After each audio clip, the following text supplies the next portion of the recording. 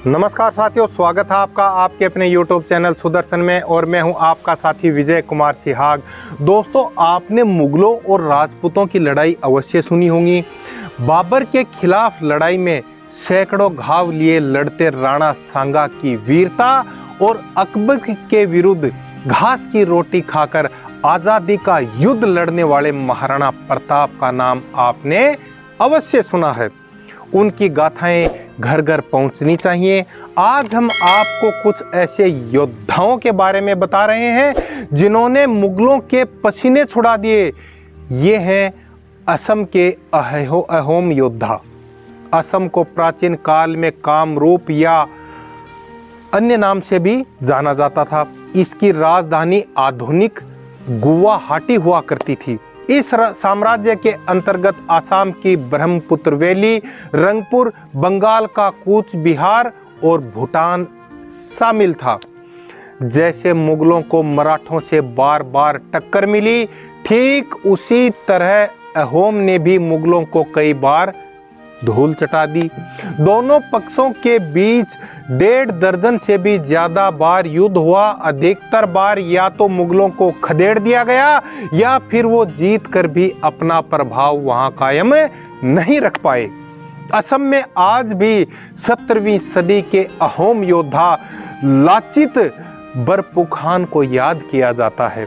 उनके नेतृत्व में ही अहोम ने पूर्वी क्षेत्र में मुगलों के विस्तारवादी अभियान को रोक दिया गया।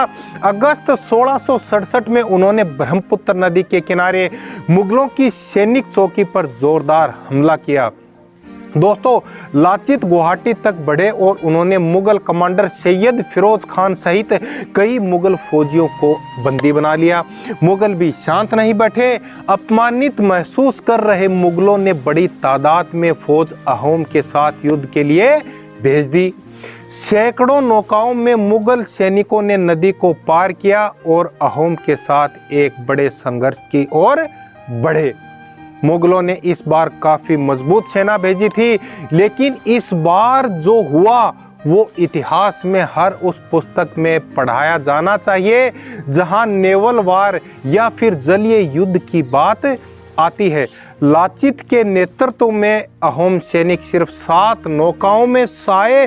उन्होंने मुगलों की बड़ी फौज और कई नावों पर ऐसा आक्रमण किया कि वे तितर बितर हो गए।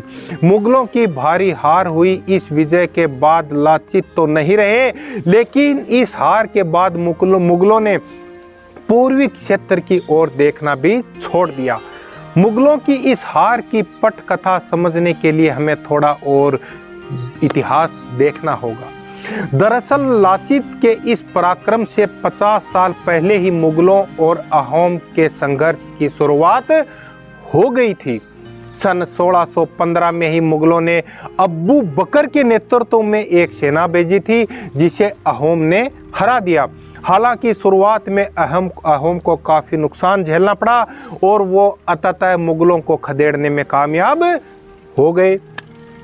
दरअसल 1515 में कूच बिहार में कूच वंश की शुरुआत हुई। विश्व सिंह इस राजवंश के प्रथम राजा बने। उनके बेटे नारायण देव की मृत्यु के बाद साम्राज्य 2 भागों में विभाजित हो गया।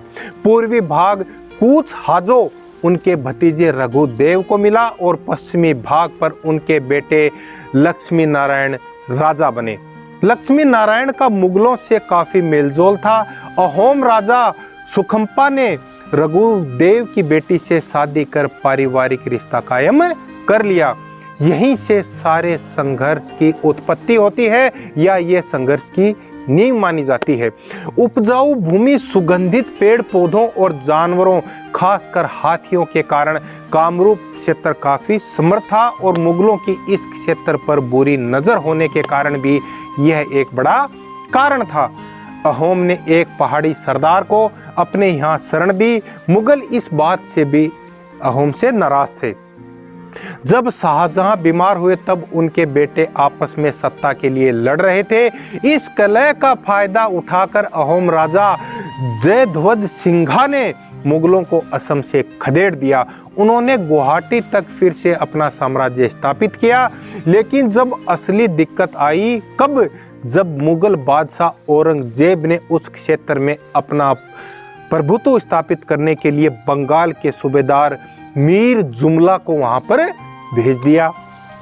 मार्च 1662 में मीर जुमला के नेतृत्व में मुगलों को बड़ी सफलता मिली। अहोम के आंतरिक कलह का फायदा उठाते हुए उसने शिमूलगढ़, समधरा और गढ़ गांव पर कब्जा कर लिया। मुगलों को 82 हाथी, 3 लाख सोने चांदी के सिक्के, 675 बड़ी बंदूकें, 1000 जहाज दिए गए।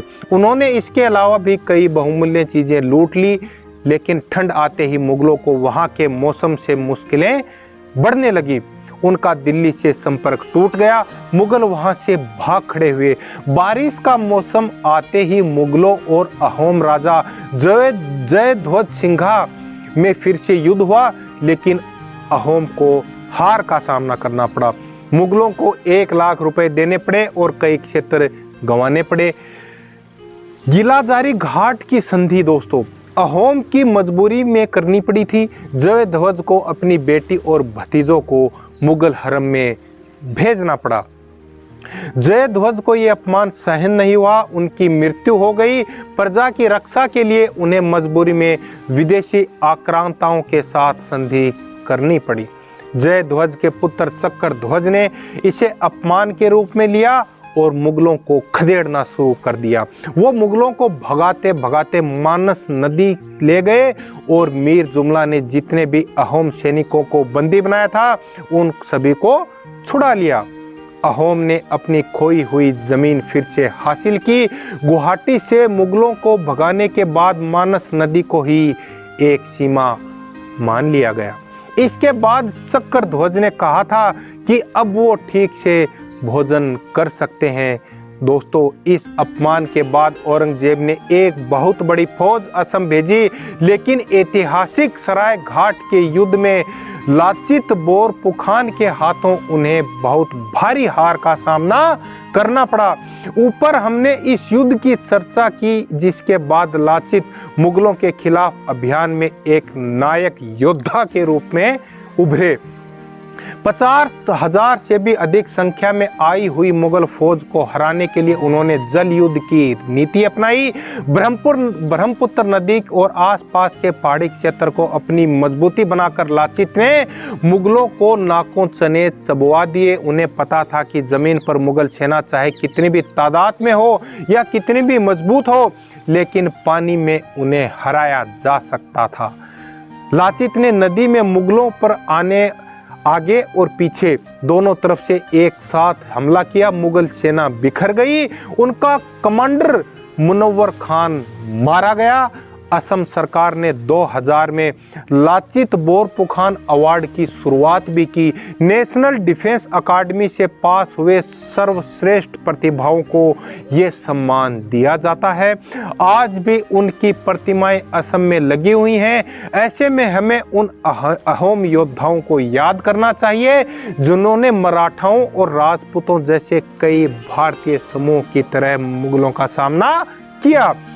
आज भी 24 नवंबर को लाचित दिवस के रूप में मनाया जाता है। तो आज का वीडियो समर्पित है उन लाचित योद्धाओं को जिन्होंने पीढ़ी दर पीढ़ी मुगलों से संघर्ष किया और उनको अपने राज्य से खदेड़ दिया। तो दोस्तों आज के वीडियो में हम इतनी ही जानकारी साझा करेंगे। यदि आपको वीडियो पसंद आया हो तो वीडियो को लाइक करें, शेयर करें, चैनल को सब्सक्राइब करें। आपका साथी विजय कुमार सिहाग।